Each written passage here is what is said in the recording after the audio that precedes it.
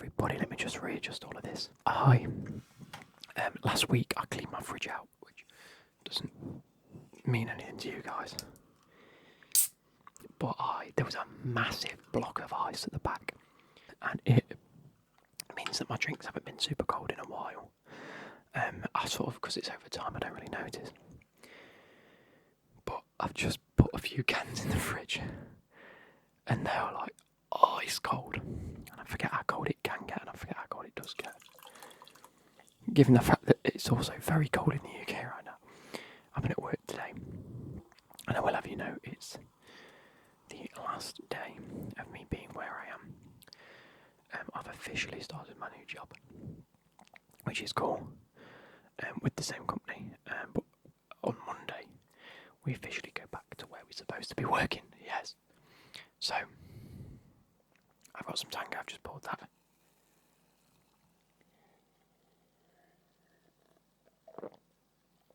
And today's video, I'm just going to quickly go for a thumbnail. Hopefully that'll work. Today's video, we're going to be talking about things. I am doing okay. Here we go.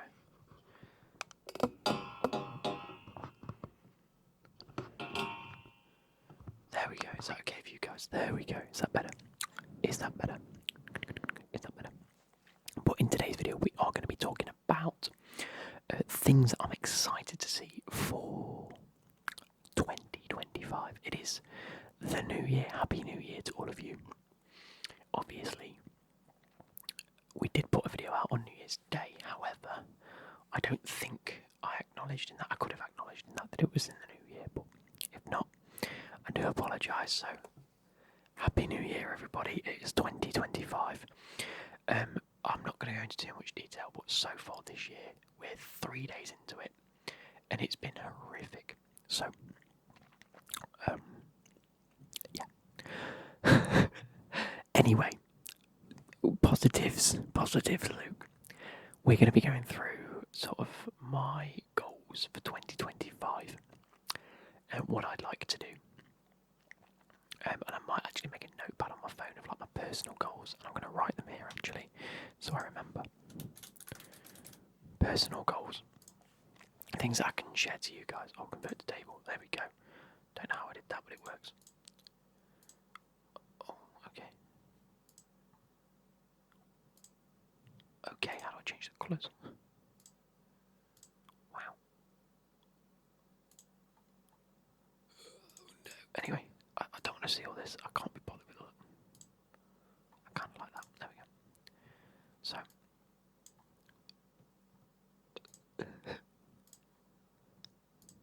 Oh, sorry, I've just done this. Right, so personal goals this year. So for YouTube specifically, I'd like to hit that 21,000. We are about 500 away, and if this year we can get another 500 subs, I think that's doable. I don't think I'm too far away. I'm setting myself realistic targets here. So hopefully we can keep up with it. But 21,000 subs, so 21k subs. And Deborah, I know you're watching right now. As in Deborah the assistant, not Becky's mum. I know you're watching right now. And you also, this is the slowest growing channel on YouTube. Yeah, fair. But I enjoy it. And I like you guys. So it's going to stay as it is. You know what I'm saying? You know what I'm saying. So, personal.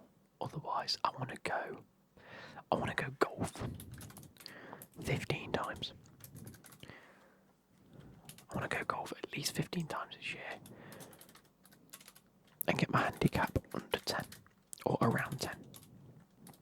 Handicap of 10. It's currently sat at. Where is it? I haven't played in a very long time, by the way. It's been a number of months. But I have been to the driving range and I've been trying to keep up with it. My handicap's 15, so that's a big jump to get down. But it's little things, little stupid things. I actually, and I mean this, I've sort of set myself a task now. I want to run 5k in 5k average time. 23 minutes, a good 5k time. 20 minutes, 20-minute 5k. By the end of the year, I want to start running. Now that I've gone through the whole hip surgery debacle, getting myself fit is my new priority. I probably won't spend too long lifting weights, but I think if I can just I want to make sure I eat right, because I don't eat right, but I want to make sure that I'm running, I'm getting fit, I'm staying active, because my end goal would be to get back into football, but I'm not setting that as a personal goal this year, just because there are many multitudes of getting back into football in terms of meeting people and getting back into playing football and staying consistent with it, where I don't know whether I could be consistent with it given how much I already do. And then in the summer I'd prefer to go golf at the minute than play a game of football, and I'd prefer to sit and watch football. Do you know what I mean? So that is that. They are my personal goals for this year. In terms of YouTube, I want to hit 21k subs. I want to go golfing at least 15 times. I think that's doable. Let me just have a look and see. Last year I got 14 rounds from July all the way through to... Oh no, I tell a lie, I didn't. Then again, I don't think I tracked all my rounds, did I? I'm no longer a member of a club anyway. Even if they're 9 holes, I'd like to just go for a couple of rounds. So definitely throughout the summer, I want to make sure that I'm going once a weekend. Ish, but I've got some holidays as well. Another personal one, actually, I'll add this on, is charms from country. Now, that doesn't mean I want to get charms from the specific countries. That means that on my charm that I wear, this one, I want to get the flags of the countries that I've visited and have visited this year specifically. So I want to make sure I do that, and then either start another bracelet with them on or add it to this one. Anyway, personal, that's a personal thing. That's like one personal YouTube goal. Definitely hobby, golf. Fitness wise and trying to get myself on track is run 5k. And then there's like a philanthropy sort of one. Getting out there, visiting countries. I do want to start going on more holidays. But it is what it is. Next, these are things that I am already looking forward to. Having a quick Google of things that are coming out this year, that I'd like your guys' opinions on. What do you think? So I've got 3 categories: films, TV, and games, as in video games. Out of each category, what is your favourite? And then out of each category, what's your favourite that's also on my list? Because you will have favourites that aren't even considered like ones that I'm looking forward to. Just leave a comment down below if you want to get involved in this. So we'll start with films. We have Captain America: Brave New World coming out now. I think, I don't know what it's going to be. When, actually?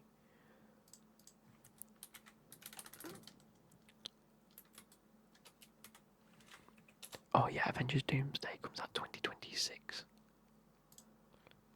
Okay, cool, fair. That's fair. So I wondered if that was going to be tying it in.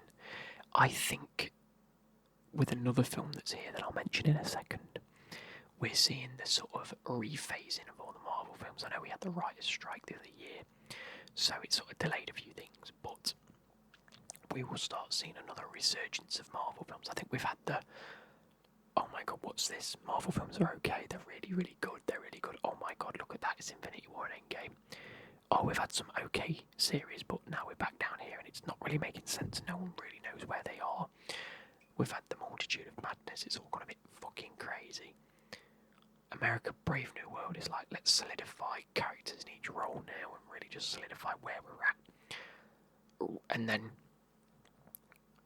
another film that I'll talk about in 2 seconds sort of gets introduced and it's like, okay, where are we now? And then I think 2026 is going to be another year where we just see some really good films in terms of the Marvel generation.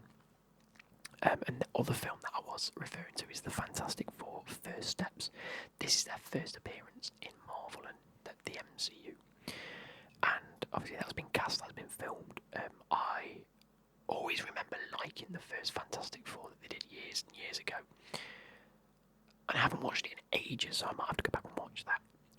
But might not, because I don't want to spoil the plot from watching Fantastic Four again.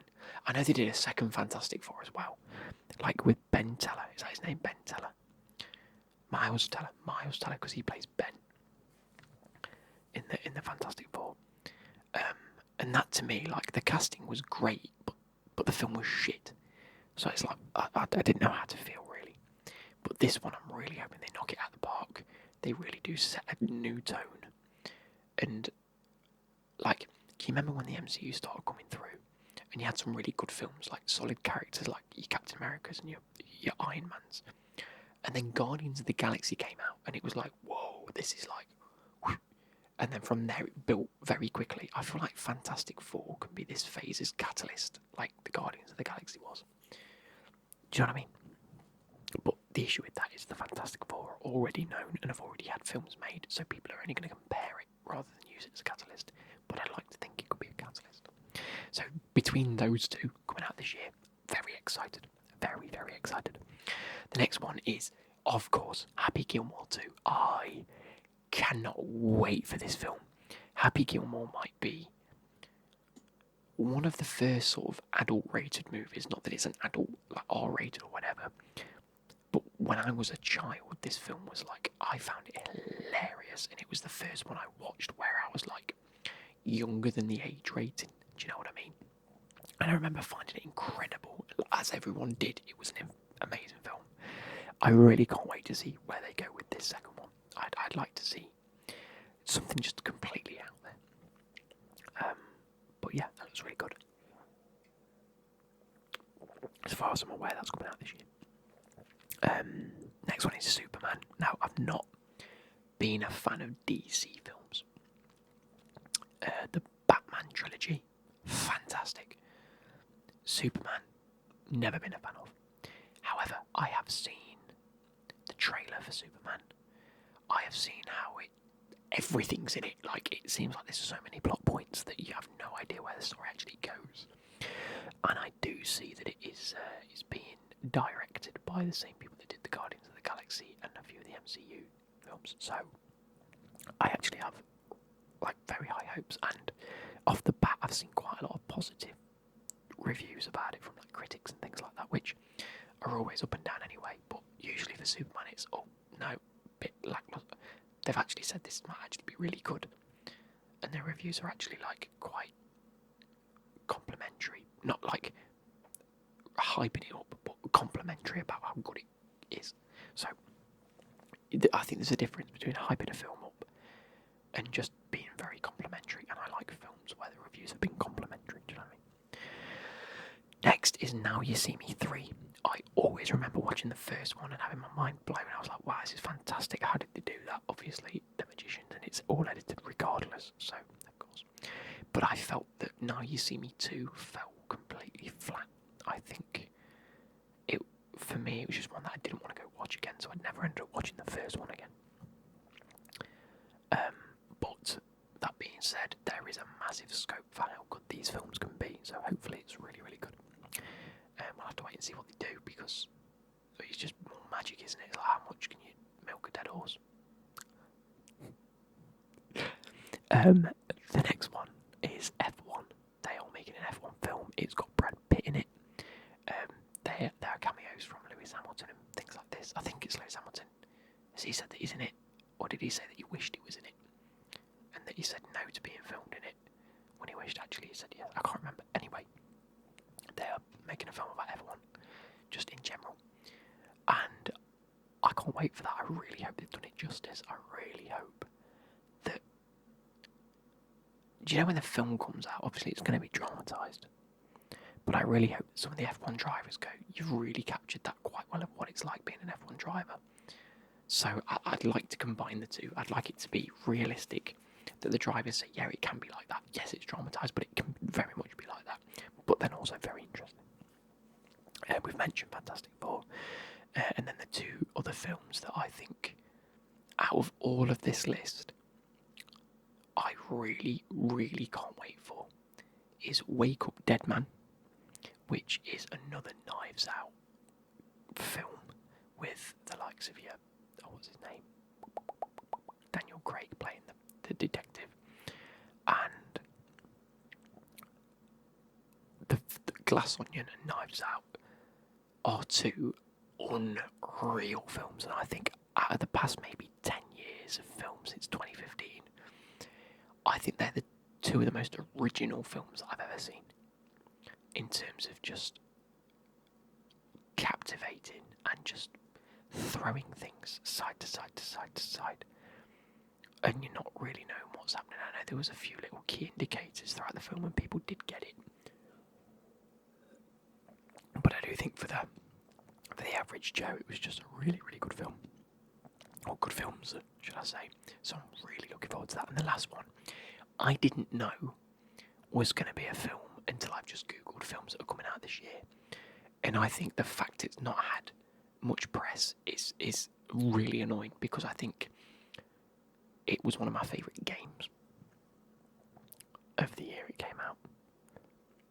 And now 10 years later, they've made a film out of it. And it has already won awards. And that's Until Dawn. Did you guys know they're making that as a film? And yes, Dr. Hill, the man that plays Dr. Hill, is playing Dr. Hill. He's reprising his role. He's the only one to do so, which is a bit annoying because you don't have your Rami Maleks playing the characters, and you don't have whoever else was in that playing the, they did the motion picture, and it was a Telltale Games, wasn't it? No, not Telltale. It was the Butterfly. Whoever made, Midan, Man and Midan. Then I don't know who made it. That's annoying. Anyway, them get fantastic. Arguably one of the only horrors I played, and fantastic. Like, there's a reason it won awards, and now they're making a film. Whew, that could be pretty. So out of that list, let me know which one's your favourite that you can't wait to watch. But then if there's any others I haven't mentioned them as well. Moving on to TV series, there's not many. I used to be a very, very big TV series geezer. Recently, less so. Recently, I've not really been keeping up. Number one, the Night Agent Series 2. That is coming out. Can't wait for that. I really enjoyed the first season. I'm going to have to maybe give myself a bit of a recap on what happened. And that's coming out later this month, which is fantastic. The Last of Us Season 2. That's going to be quality. I absolutely adored The Last of Us Season 1 and how accurate it was in terms of from a game. I'm so happy they're taking games and making them into TV now. I think there's nothing better. I think it used to be the fact that there was a TV show or there was a movie and they tried to make a game out of it, and everything, bar maybe one or two things, fell flat, and then vice versa. But now I think that because games have got so expansive and so much lore to go through, and I think that's the key thing for flipping either side. If you want to make a great game out of a movie, the movie's got to give you, and or books, they've got to give you so much information that you can make the game immersive. Vice versa, if you want to make the film out of a game, the game's got to give you so many key details, and it's got to have a pinpoint storyline that is absolutely watertight, like Until Dawn and like The Last of Us, where you can just go, that is perfect. We can see the cinematic image and we can picture people playing them roles. And that's what makes it, like, if you see Assassin's Creed, great game, great storyline, can't really see the people playing. It was made into a movie. I quite enjoyed the movie, but it wasn't brilliant. The World of Warcraft movie that came out, World of Warcraft, big game, lots of lore, fell flat because it was just a bit. The Witcher, great storyline, great lore, books to back it, works. Hogwarts Legacy, books to back it, movies to show it, worked as a game. Fantastic. I love this whole The Last of Us. The game was that immersive and so good and had a pinpoint storyline that worked, that it's making for a brilliant TV series. And of course, they're sticking to the script, which leads us on to the next one. The Witcher 4. The Witcher Season 4 comes out later this year. I hate the fact they've recast Henry Cavill and they couldn't come to an agreement, and the fact they wanted to take things in their own way. But that's the decision they've made. Now, I will give it the benefit of the doubt. I will watch it. Hence why it's one of my most anticipated things to come. And I really hope that the storyline comes to a solid conclusion, / starts to come to a conclusion, at least through season 4. And I will very much take Liam Hemsworth with a pinch of salt. It is not his fault that he's been recast and he's been put as the Witcher. It's not Henry Cavill's fault, it's not his fault, it's the people behind the scenes. So whatever you do, please just be supportive of him. I want him to really, really play the role well. And he's not going to do that if he's constantly just got nerves in the back of his head about replacing someone. And the last one is Alien Earth. That it comes off the back of Alien, the franchises in Alien 1, Alien 2, Alien Covenant, films like that. I think the first couple of films are fantastic. Since that terrible, everything's been poor. Not to say I won't watch Alien Earth. I'll give it a go. I'll see what it's like. There's not that many seasons. There's not that many things coming out in terms of series this year, truthfully. There might be some follow-ons that I didn't realise were coming out. Like there's always going to be all of the Netflix series that have done well last year that I enjoyed. They're going to have a season 2 this year. But I don't know. So at the end of the day, we can hope that that's good. It might not be. The last TV series is Suits LA. Now, Suits is one of my favourite series. I always saw it advertised and thought it looked shite. I thought, what the fuck am I going to do watching this? You know what I mean? However, my friend said, have you watched it before? No. And it was on, so I just sat and watched it while he was sorting something out. And I was like, wow, this is quite good. And I had the rest of the weekend to myself. So I thought I'd put it on while I'm playing. Did I play my games? Did I? Fuck. I sat and watched Suits all weekend. Fantastic. And obviously it came to a conclusion. I don't really necessarily know if I watched the last season. I think the minute that Mike and everyone else left, it really started to fall flat. So I'm sort of glad that they called an end to it and have started Suits LA. Because it's like, okay, we can sort of rebrand it as a similar sort of tell,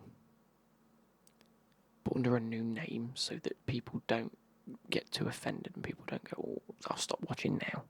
People go, okay, I'll watch a new series that's within a similar vibe. Which I think is fair. I think it's fair game for something like Suits. A bit like they do like Law and Order and they do like different CSIs and things like that. So that's it for TV series. Let me know what your most anticipated TV series are going to be. And the last section is games, video games. Now, I should have done a little bit of Googling here, but I didn't because I was rushing through this.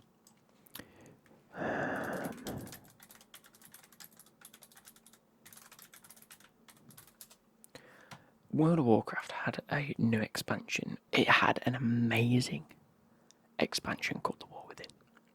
Now, I've just got back into playing World of Warcraft properly. I've been spamming that game. Now that I'm not playing FIFA as much, I can take my time playing Football Manager and World of Warcraft. Yeah, my 2 games. So, over the winter time, they released the Siren Isle. We've been given a ring, which is really cool. There's lots of new things. I've, for the first time, leveled up more than 1 character to max level. I actually have 6 max level characters now, and I love them all equally. I've got a warrior and a demon hunter that I'm loving. A shame in that I haven't played since I hit 80, but really enjoyed that. And a mage. And a warlock. And I feel like something else, but I want to level up a monk next. I'll do monk. But, with that being said, within 2025, there are going to be new releases.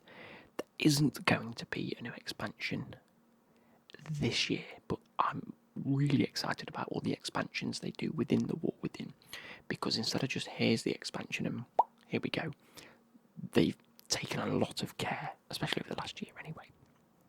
I think 2024 was a good year for them, but 2025, they've set out a proper roadmap of what's coming out and actually let people know, so they know where to gear, what to really like get ready for. And okay, maybe I take some time off in the spring because it's only a few little updates, but then towards the end of spring, I'll get it known, I'll get it sorted, and then by the summer when a big thing comes out, which is season 3, there's going to be loads of new stuff, so I can just put my time in there, which is fair. I think that's absolutely fair. So there's lots of different things coming. We have Undermined, which is going to be a whole new zone, which is going to be basically the Goblin capital, which is fantastic. There's going to be 4 different things. There's going to be something called Drive, which you get a car, and you get to upgrade it with like drifting and acceleration and things like that, which is completely different to anything they've ever done. There's a new raid. There's a new, obviously the new zone. There's a new dungeon. There's new delves. You get a whole new renown system for the different cartels of the goblins, which is ridiculous. And there's a UI update that says Warbands Camp Collections. That's ridiculous. It's a whole new thing, and this is within its original expansion. Mental. In the spring, new content. It says Children's Week. That's kind of weird. Story and quests. There's new things throughout the spring. So again, it's a bit quieter in the spring. There's a few little updates, but the whole point was in the end of winter, we put this new thing out throughout the spring. You can sit and play it and level up your characters. Then in the summer, it says new zone. It doesn't say what it is. I'm assuming we'll find out in a couple of weeks. But again, very excited. I'm also hoping it goes on from, there's like some blue orc lady in part of the new pre-patch stuff. I'm hoping it follows on from that. There is new world events, new dungeons, another new raid, fantastic. New open world challenges, wow. Warband updates, Brewfest, season rewards refresh, wicked. Then, at the end of summer, the expansion is revealed, fantastic. So we get to see the new expansion, and then throughout the autumn it's new content and system updates. 21st anniversary, great. New story and quests, new content and system updates. It's very vague, but I'm hoping in the summer we get to find out a little bit more about that. Plunderstorm's coming back, which is good. That's happening soon. And yeah, very, very happy about that. So, with that being said, I'm happy with that. GTA 6, when's that being released?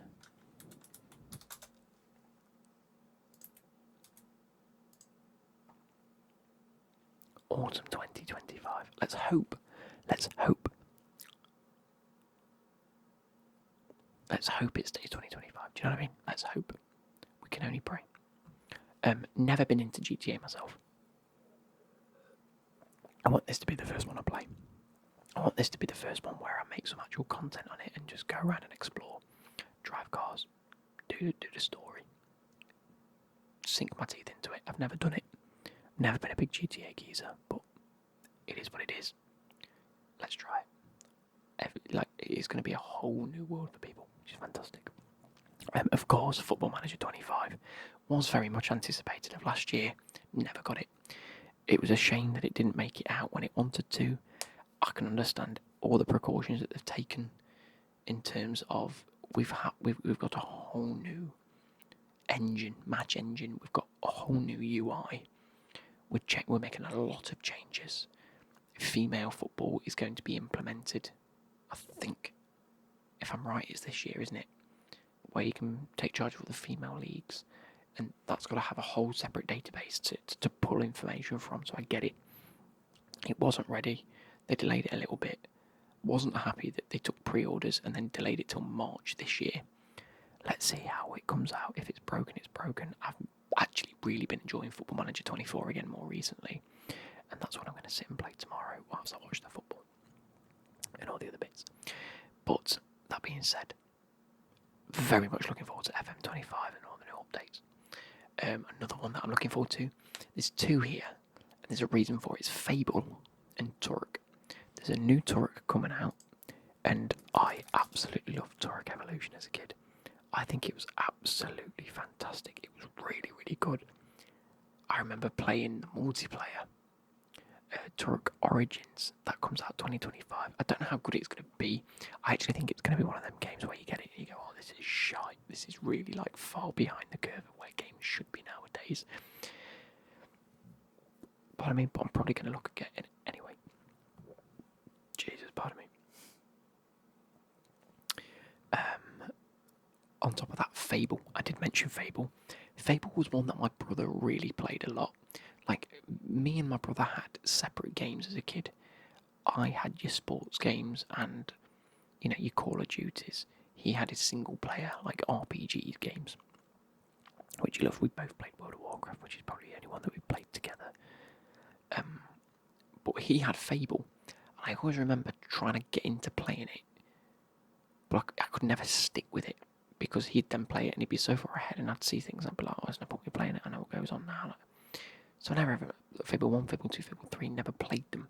And he loved them. He played so much of it. But now we don't live together. I can sit and play it. And I'm really looking forward because it is one of them games where I always wanted. And I do like RPG games. So it is one that I really want to just be good, please. Be good. You have Ghost of Yatai. I haven't played Ghost of Tsushima yet. So before this game comes out, I do want to be playing Ghost of Tsushima. Maybe I'll book a bit of time off and just get it played, or maybe over a bank holiday I sit and play it. Would be nice. But I also know how many people raved about that game that I can understand why people are anticipating the new one. Follow-up or prequel, sequel, whatever it might be, might just be a completely different story. I'm not sure. A new one I've only just seen the trailer and in-game pictures and footage for is called The Alters.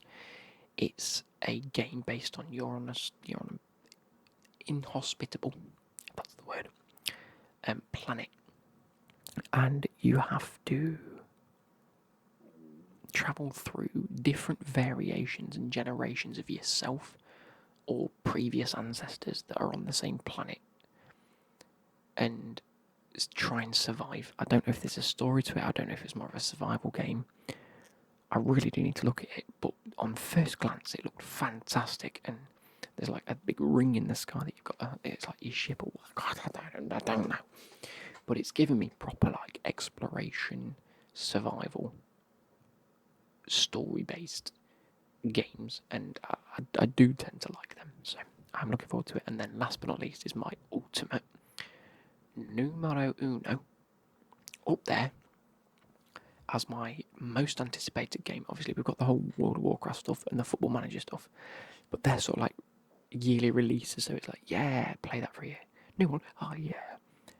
This might be my most anticipated because it is a game I will just sit and play. Subnautica 2. Yes, we've got a follow-up, we've got a prequel, sequel, whatever it might be. We've got a sequel to the original Subnautica.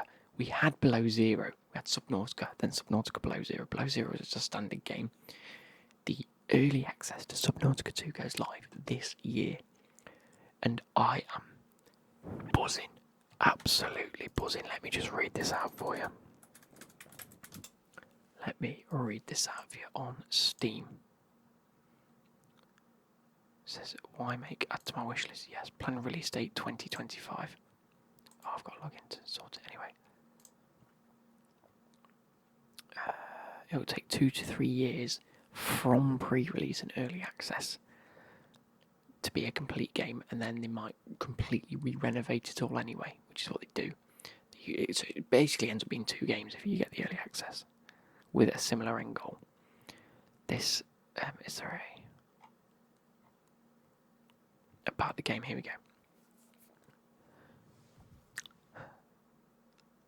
Subnautica 2 is an underwater survival adventure game set on an all-new alien ocean world. It is the next chapter in the Subnautica universe developed by Unknown Worlds. A new world awaits alongside an all-new story. You are a pioneer travelling to a distant world, but something is amiss. The ship's AI insists you carry on the mission. The world is too dangerous for humans to survive unless you can change what it means to be human. What creatures, intelligent or otherwise, await your arrival? Best part about this, play alone or with up to 3 friends in online multiplayer co-op, whether exploring mysterious ruins, which makes me think that there's going to be an above water. I mean, underwater ruins, I suppose you can have, but I'd like to think that there is an above water sort of island again. Now I'd like it to be almost similar to the first one. I didn't like the snowy terrain, the below zero sort of aspect of the game. I'd like to think there were actual like places to explore. I'd love that. Build custom bases, yes, great. We love that. That whole part of Subnautica is also really, really cool, and I love the fact you just build a base where you want, or adventure deeper into the world, deeper because we're below. It's Subnautica. The challenge of this planet will test your ingenuity and ability to adapt in unexpected and curious ways. It says craft submersibles, tools and bases. Obviously, you have such as your scanner and flashlight, and you'll find recipes for more advanced tools, equipment and submersibles. I'm hoping we get even more different sort of like water mechanical things. I hope we get an on the top of the water hovercraft sort of thing. That'd be pretty cool. It says uncover diverse new biomes, lush coral fields, aquatic alien world is brimming with vibrant and breathtaking biomes. It's going to be fantastic. Survives terrifying depths.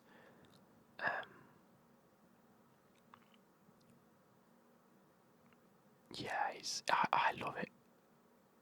I love the whole Subnautica thing. Also, I hate it. I think it might be one of the most terrifying games that I can play because I didn't realise I have a massive fear of like deep water. But all the biomes look ridiculously cool. And I just love the fact that I get to play a second version of this. It says exploration multiplayer horror underwater. Wow. Everything that I'd hate. But yeah, I will play alone probably, but it is what it is. I can't wait. Can't wait. And that is literally it. That is everything from me today. I hope you guys have enjoyed this. I've got to go downstairs and cook dinner now. I've got to do duck. I'm doing duck à l'orange. I hope you guys have enjoyed.